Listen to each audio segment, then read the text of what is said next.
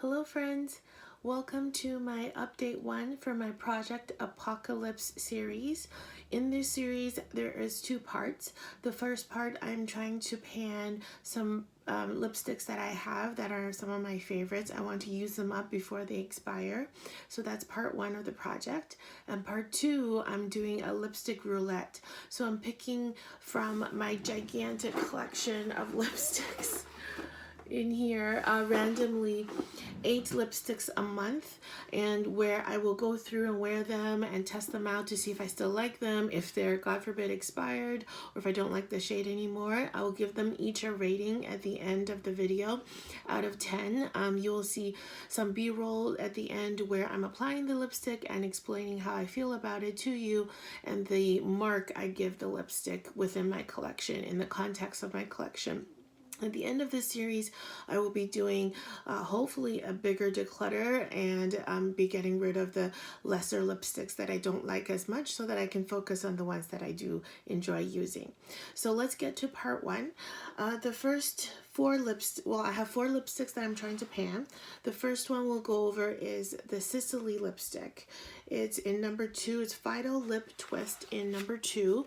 And I made a mark on my panning journal, and this is where the first mark is where it was. So as you can see, there is definitely some movement, and I have moved it down, not by much. And I think according to this movement, because this much progress was made about a month and a half, so it may take all year. It may take all year to use this up. I don't mind because it was a very expensive lipstick. It's very pigmented, so I can't just smoosh it on and, you know, try to use it up faster. Not that I want to do that, but you have to be very careful. So you just need a little swipe and you're good to go. It's very bright, but not overly so. I really love this color. It's very complimentary and I enjoyed using this immensely. I'm not tired of it, but I do think it'll take quite a long time to use it up, but I'm determined to because I've had it for way too long and it still smells good. So I want to make sure I definitely use up every drop before it expires. So this is the first lipstick. Now for the second one, it is Tom Ford, the shade In the Buff. I used this one only 3 times this month because I was focusing on other lipsticks. So as you can see, there's kind of no movement with the mark, barely any. So I won't make a movement just because there's not that much left in here. So I figured I can probably use this up pretty easily later on down the line, so I haven't been focusing on this one. What I have been focusing on quite a bit is the Rouge Coco Flash Bomb in the shade Halo 168. So this is it rolled all the way up, and here is the mark from before, and as you can see, there is also some progress. I don't know why, but it's not showing up as much as there should be because I used up a ton. And let me show you this way. It's probably easier. So I'm going to roll it all the way down. And can you see how much I used? This was flush. This was on the top of the tube when I first purchased it. So there, you can see the progress a lot easier this way. Look at how much I used. I absolutely love this. So this was a clear balm with some kind of very slight sparkles, and I can just apply it over any lip look, and you can't quite tell on camera, but it's this beautiful moisturizing balm that has some sparkle, but the sparkle is, of course, being Chanel, very refined and very sophisticated, and you can only see it if you're more up close. It's so subtle. I enjoyed this a lot more than I thought I would, and I'm so glad I put it in my project pan that I'm not wasting this very expensive and elegant and beautiful lipstick.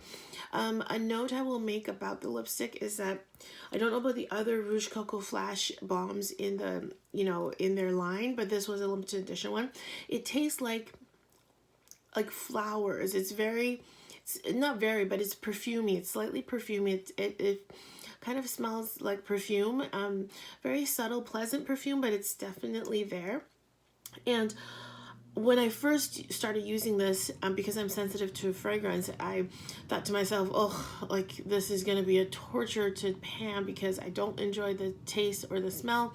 It doesn't linger through the day, just upon first application in the first hour or two. But I really, really disliked the fragrance, and I almost considered switching it out of the project pan. And then over time of using it, I became nose blind to it. So I couldn't smell it anymore. And because the effect is so beautiful, I just enjoyed it so much. So my rating of this lipstick, if I had rated it, would have gone from, let's say, an initial 8, and then having discovered the fragrance, it probably would have been a 7, and now it's a 9. So it just goes to show you sort of the highs and lows of project panning and how you might feel differently about a product as you initially do, as you use it a little bit, as you use it a lot, and as you use it up. It's like a whole journey. Not to get philosophical on you, but so if you don't do this, if you haven't done this in your makeup lover, I highly recommend project panning. Just even 1 or 2 products in your collection. The discoveries within using a product up and making big progress is now so much more satisfying to me than buying a brand new lipstick, because it's very nuanced. It's a very nuanced experience, whereas buying a lipstick is just so easy. A new lipstick is so easy, and then for me personally, because I have so many, I just throw it in the pile and forget about it. That instant hit of dopamine is so short-lived, whereas this is longer. It keeps on giving, and I'm just really, really in love with project panning right now and just having so much fun. So last lipstick is called Teresa. It's after my name, Teresa, because I made it in a Bite Beauty Lab, so no one else has this lipstick. And this one I used about 5 times, and it's, ooh, oh my gosh, and I'm scratching it up. So it's over here, and I'll make these marks afterwards so you can see the progression, but yeah, very little movement as well. So you can't really see much, but basically I'm definitely using all these lipsticks on almost a daily basis, and I'm really, really enjoying it, and I just can't wait to make even more progress and hopefully finish something soon. It definitely won't be this one because I think this is going to stay all year, but I don't mind that. I think the first one I finish will be either the Chanel or the Tom Ford because they're both kind of easy to use colors and formulas, but I'll keep you posted on that. So that was part 1. Now for I think the more fun part is part 2, lipstick roulette. I picked 8 lipsticks last time in my introduction video. If you want to go back and take a look at what I chose randomly and how they lip swatched and what I thought of them, go and check out that video. For this video, I'm going to pick 9 lipsticks. I know it's so ambitious. It's like, are you even going to be able to really tell if you like it or not? It's the best I can do because I just have so many lipsticks and I don't want this project to drag on for like 2 years.